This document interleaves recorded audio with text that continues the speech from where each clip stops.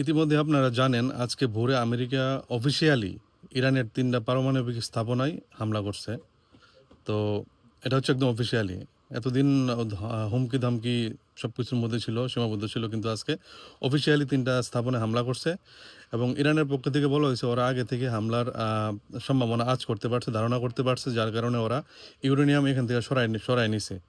তো এটা আবার কথার বাস্তব প্রতিফলন পাওয়া যায় হচ্ছে আপনার জাতিসংঘের পরমাণু শক্তি বিষয়ক যে স্বাধীন সংস্থা আছে IAEA, ওরা একটা বিবৃতি দিছে। ওরা বলছে যে এই হামলার পরে ওই ৩টা স্থাপনার কোথাও কোনো ধরনের রেডিয়েশন পাওয়া যায় নাই। অর্থাৎ যে ধরনের রেডিয়েশন হওয়ার কথা, নিউক্লিয়ার রেডিয়েশন, ওই ধরনের রেডিয়েশন পাওয়া যায় নাই। তার মানে হচ্ছে ইরান সত্য কথাই বলছে। তো আমেরিকার প্রেসিডেন্ট আবার এই হামলার পরে একটা বিবৃতি দিছে। আবার ফেসবুক, টুইটারে শেয়ারও করছে যে শান্তির জন্য হামলা করছে। ও ভাই, শান্তির জন্য কেউ কারো বাড়িতে গিয়ে হামলা করে? এটা কি আপনারে বুঝান ভাই?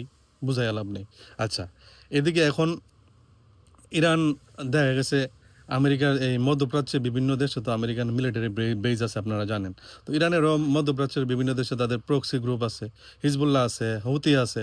তো এখন ইরান যেকোনো সময় এই সমস্ত প্রক্সি গ্রুপ দিয়া হয়তোবা আমেরিকান বেসগুলাতে হামলা করাইতে পারে, অথবা ইরান সরাসরি নিজেও হামলা করতে পারে।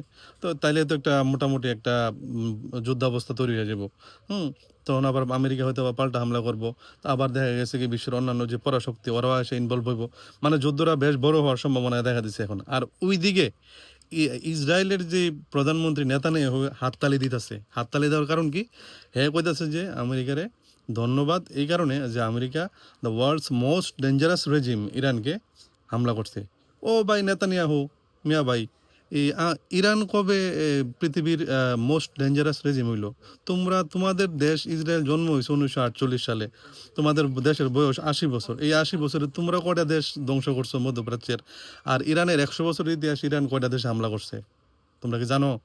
কইতে পারবা? কইতে পারতা না। কিন্তু তোমরা এখন সময় ভালো ভাই, তোমরা এখন হাততালি দিয়েছো।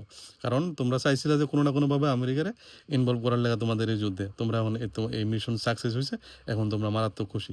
তবে এখন শুধুমাত্র আমি এখনো ধারণা করি যে ইরান যদি ঘোষণা দেয় যে তারা পারমাণবিক বোমা বানাইছে এবং তারা এটার পরীক্ষা যেকোনো সময় করবে, তাইলে হয়তোবা এই যুদ্ধটা খুব অল্প সময়ের মধ্যে থাইমা যাওয়ার সম্ভাবনা আছে। আর যদি